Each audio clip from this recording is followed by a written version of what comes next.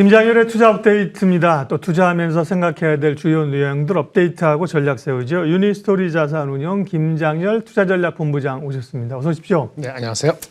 간밤에는 FOMC 의사록, 엔비디아 실적, 간밤뿐만 아니라 그렇죠. 이번 주 가장 중요한 이벤트들 아닌가요? 끝났는데. 맞습니다. 말씀해 주십시오. 업데이트 해 주십시오. 업데이트. FOMC는 사실은 11월 1일에 있었잖아요. 네. 20일 전에. 네. 그 당시에 미팅에서 특별히 금리 인하를 고려한 미팅을 했을 리가 없지 않습니까? 그렇죠. 네. 당연히 지금 그 당시는 아니고 지금 네. 3주 사이에 한 거니까. 지금 이제 인상이 이제 멈췄냐 이걸 네. 얘기하는데 금리 그렇죠. 인하 얘기 없었다고 얘기하면 시장이 너무 먼저 가는 거죠. 그렇죠. 네. 뭐 그 정도입니다. 네네. 이제 주가가 좀 올랐지 않습니까? 네. 한국이. 그래서 이익 실현에 또 차익 실현의 빌미를 찾고 있었는데 네. 금리 인하 얘기 없었네? 논의 없었네? 네. 뭐 그래서 내려왔다는 빌미를 했고 오늘 안 가져왔습니다만 소매업체 몇 군데가 실적 발표하면서 네. 로우스라든지 뭐 베스트바이 포함해서 가이던스가 좀 낮았거나 그랬어요. 그래서 이것도 사실은 인플레가 둔화된다는 거는 판매가 좀 둔화된다는 거 연결된 건데 네. 그것도 그렇게 나쁘게 받아들였고 무엇보다도 엔비디아 실적이 발표됐죠. 그렇죠. 엄청 잘 나왔습니다. 180억 불 매출이 나왔는데 원래 160억 불대 정도 받는데 잘 나왔고 이번 4, 4분기 가이던스 역시 200억 불이니까 200억 불이면은 네, 준비하신 자료 네, 보면서 얘기하죠. 볼까요? 네. 예, 요거 보면은 네. 181억 불 나왔는데 컨센서스보다 한 20억 불 더 나왔고 잘 나왔죠, 그렇죠? 네. 그다음에 GP 마진 당연히 매출 좋으니까 마진도 75% 잘 나왔고 여기는 안 나왔습니다. 아마 영업이익률도 한 50% 중반대였을 거예요. 엄청 좋았습니다. 그리고 가이던스도 200억 불. 당연히 이번 분기가 좋으니까 200억 불이니까 원래 4, 4분기 예상이 지금 이번에 실적으로 나온 거고 가이던스 역시 200억 불이면은 YOY로 엄청 좋은 거란 말이에요. 한 230%니까. 그래서 더할 나위 없이 실적은 좋았습니다. 근데 주가는 본장에서도 빠졌습니다만 시간에서도 빠졌죠, 조금. 네. 그래서 이것도 마찬가지인 것 같아요. 기대 좋았는데 뭔가 빌미를 잡아야 되는데 주가 좀 올랐죠. 많이 400불 올랐어요, 초반에서. 최근에. 예, 미리 올랐어요. 그래 맞아요.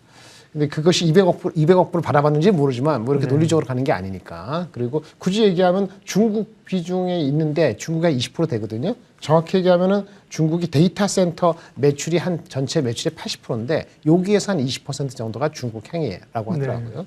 이거 잘 나왔죠. 근데 중국 향이 나가는데 영향을 받을 수 있다라고 코멘트 해줬어요. 인지를 해준 거죠.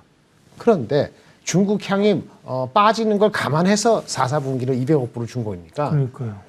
사실은 뭐 얘기할 필요가 없는 겁니다. 네. 시장에서 투자가들이 팔고 싶다. 뭐 그런 얘기니까 여러분들이 파시면 내려가는 거고 사면 올라가는 거고 심플리 그렇고 삼성하이닉스 마찬가지고 장비도 마찬가지다. 그렇죠. 그렇게 해서 잘 마무리는 됐는데 주가의 반응은 영 신통치가 않네요. 오늘은. 예, 뭐 선방한 거죠. 저는 왜냐면 그동안 오른 게 있고요. 네.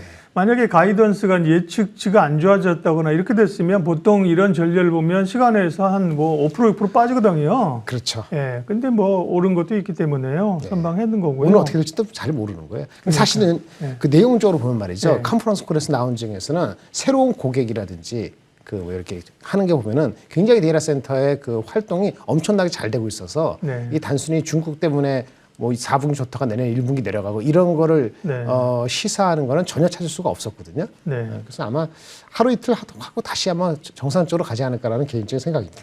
그리고 TSMC가 일본에 공장진을 지을 거라는 그 얘기도 간밤에 있던데. 그래요? 네. 그거는 원래 계획이 있었는데 그거는 아마 TSMC 거 일본 거는 시간이 한 2년 뒤고 지금 당장의 AI 이슈는 아닌 것 같아요. 그렇겠죠. 그래서 근데 어쨌든 TSMC도 시장의 전반적인 분위기를 좋게 보니까 그걸 하겠다는 거니까요. 나쁜 뉴스는 아닙니다. 당연히. FOMC 의사록, 엔비디아 실적 얘기해 주셨고요. 그리고 또 챙겨봐야 될 샘 엘트만 이슈죠. 뭐 심플리 샘 엘트만 그 오픈 AI CEO가 마이크로소프트 가는 건지 아니면 다시 협상에서 다시 밀어앉는 건지 모르겠는데 중요한 건 이거죠. 갈등이 있었다. 그러니까 이번에 어떻게 남든 가든 간에 이 갈등을 어떻게 봉합할 것이냐 이거 아닙니까? 세 번째 이슈예요.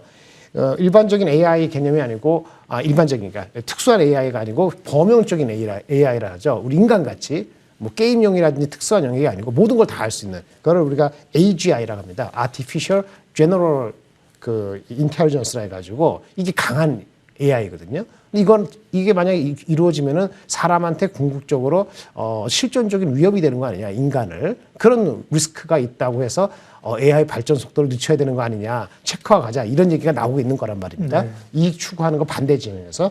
근데 오픈 AI에서 그런 얘기가 있었던 거에 대한 샘 알트만과 다른 분들의 갈등이었던 것 같아요. 보드 오브 디렉터가. 근데 사실 이것이 후폭풍이 어떻게 마무리되냐에 따라서 중요한 건 AGI가 상당히 진척이 있었으니까 이런 갈등이 있지 않겠습니까? 그렇겠죠. 예. 그러니까 AGI가 진척이 있었다는 거는 AI, 반도체 이런 쪽에 궁극적으로 활동이 더 강하게 빠르게 될 수 있다는 걸 시사하는 거죠. 물론 AGI 갈등이 있어갖고 이제부터는 인간에 위협되는 이 AI 천천히 갑시다, 합의합시다. 이러면 다르겠는데 그러지 않지 않겠습니까? 개발자들이야 뭐 달리고 그렇죠. 싶겠죠. 네, 뭐 샘 알트만이 뭐 마이크로소프트 가서 하는데 하겠죠. 어쨌든 그렇죠. 네. 그래서 이거는 사실은 갈등은 안 좋은 건데 하지만 없던 것보다는 차라리 나아서 전화 위복이 될 수도 있는 거기 때문에 주가적으로 네거티브한 건 아니라라고 생각이 듭니다. 네. 시장에서 또 후배 애널리스트 리포트들 주목할 네, 것들 네. 얘기해 주겠는데 오늘 주목할 리포트는 반도체 관련해서 네, 뭐 KB증권에서 아주 네. 그 150페이지 나는 리포트가 나왔어요. 예. 근데 포커스는 장비주입니다. 근데 장비는 여러분들 많이 아는 장비들, 암비 반도체 포함해서 6 주석 엔진 이렇게 했는데 이런 리포트 한번 보시려면 말이죠. 이런 리포트 나오는 시점에서는 단기적으로 고점일 수도 있어요. 기술적으로. 그런데 공부를 하시기에 참 좋습니다. 네. 그리고 이 반도체 장비를 언급했습니다만 반도체 전반적인 기본 전제를 깔고 나왔거든요. 그 전제 간단히 말씀드릴게요. 반도체 주가는 금리 인하가 시작되기 전부터 상승했다. 최근에 그런 적이 있었어요. 2019년에. 금리 인하가 여러분들이 언제 기대하시죠? 내년도 봄, 여름 어느 시점이잖아요. 그러면 그렇죠. 7개월 돌이키면 지금이네요. 그러니까 지금부터 주가 올라가야 되는 거죠. 그거는 단순한 거고 또 한 가지 반도체 가격이 올랐죠. 언제부터 올랐죠? 10월부터 좀 오르기 시작했단 말이에요. 한 번 오르면 얼마 정도 지속될까요? 앵커님. 한 2개월 가다가 꼬꾸라져요? 그런 일 없거든요. 그 무구장창 3년 4년? 과거 걸 해보니까 평균 15개월은 가더래요. 그러면 10월부터 시작했으니까 언제까지? 내년 봄, 여름, 가을. 한 내년 여름, 가을까지는 간다고 봐야 되지 않겠습니까? 그러면 금리 인하가 내년 어느 시점에 된다 그러면 그 6개월, 7개월 전. 그러니까 올 말, 올 초, 내년 초. 그다음에 반도체 가격이 오르기 시작했으니까 지속성은 속도는 만족스럽지 모르지만 내년도 한 봄, 여름까지는 간다라고 본다면 주식은 지금 반도체 중심으로 가야 되는 거고 오히려 이 실형은 모든 사람이 알고 있는 내년 2분기 정도에 확인될 때는 이 실형에 들어가야 되지 않는가 그런 전체적인 흐름을 잘 집어줬어요. 그걸 기억하시기 바랍니다. 네. 엄청 자료가 두꺼운 자료인데 한번 봐야겠습니다. 2차 전지는 사실 좀 반등이 워낙 많이 빠졌기 때문에 네, 그다음에 그렇습니다. 이제 에코프로 머티의 상장이 영향도 있어 좀 올라오는 상황인데 미국 네. 재무부의 외국 의료 집돈 관련 규정 발표 이거 그 전부터 이제 사실은 한다고 계속했는데 그죠? 맞습니다. 안 했는데 이게 이제 곧 가시가 되나요? 올해가 가기 전에 해야 된다고 하니까 그래요? 예. 그래서 이게 미국 재무부가 2차 전지 관련해서 우려하는 외국 집단 중국을 얘기하는 거죠. 예, 영어로는 Foreign Entities of Concern이라고 약간을 했는데 네. 이게 연말 이전에 시행령이 발표될 것이다라는 기억하세요라고 한 증권회사에서 코멘트를 달렸더라고요. 그럼 어떻게 근데 되는 거예요, 영향은? 네. 그냥 원래대로 하면은 예. 강경론 예. 원래 취지대로 중국은 웬만해서는 미국에 못 들어오는 우려 집단을 지정하는 게 맞아요. 네. 근데 그거를 그 규정을 느슨하게 해줄 수도 있다. 그러니까 이런 얘기죠. 그 중국을 강하게 견제하면 셀업체들에게는 좋은 얘기인데, 그죠? 그렇죠. 중국을 우리한테 진입 좋은 장벽을. 얘기죠. 근데 소재업체들은 또 중국 소재를 쓰니까 이 문제에 있어서 민감할 그렇죠. 텐데. 예. 그래서 일단은 그 정치적인 상태는 그냥 강경론 원래대로 하자 이런 얘기고 네. 전기차 업체에서는 그렇게 하면 어렵다. 전기차를 확대시키려면은 중국을 완전히 배제하기 어려운데 중국에 대한 그 강경책을 좀 완화해 주세요라고 지금 강경론과 현실론이 팽팽하게 붙고 있다는 얘기예요. 그래서 계속 와치해야 된다 이런 얘기를 하는 건데 보시면은 여기 몇 가지 기준이 있는데요.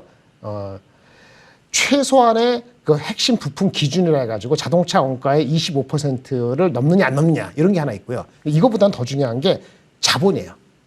미국에 진출하는 2차 전지 관련되는 예. 공장이래 중국 자본이 얼마까지 하는 것이냐. 지금은 25%인데 50%인데 이걸 25% 50% 왔다 갔다 하고 있거든요. 이 비중에 따라 갖고 중국이 기회를 찾을 수도 있고 아니면 기회가 없이 한국한테만 기회가 있을 수 있거든요. 이거를 좀 와치를 해야 된다 이런 얘기거든요. 지금은 25%밖에 규정을 아주 엄격하게 하고 있는데 혹시 50%를 할 수도 있다. 이런 얘기가 나와서 이것이 두 가지 있습니다. 리튬 가격 올라가느냐 한 가지 가장 큰 이슈고요. 리튬 가격이 올라가면 가장 시그널이 언제 어디부터 오냐면은 여러분들 그 미국의 앨범원하고 SQM이라는 회사가 있어요. 네. 리튬 광산하는 회사. 그 회사 주가가 리튬 가격하고 같이 연관되면 그게 첫 번째 시그널이고요. 두 번째, 중국은 역시 우려 집단으로 결정되고 우리가 계속 독야청청 당분간 갈 것 같아. 이게 붙어지면은 의미 있는 그 2차 전지에서의 반등이 있을 수 있다라고 봅니다. 물론 그렇더라도 셀업체가 갈지, 양극재가 갈지, 음극재가 갈지, 다른 재료업체가 갈지는 그때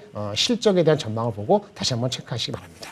네, 김장열의 투자 업데이트 여기까지 하겠습니다. 유니스토리 자산운용 김장열 본부장님 함께했습니다. 고맙습니다. 감사합니다.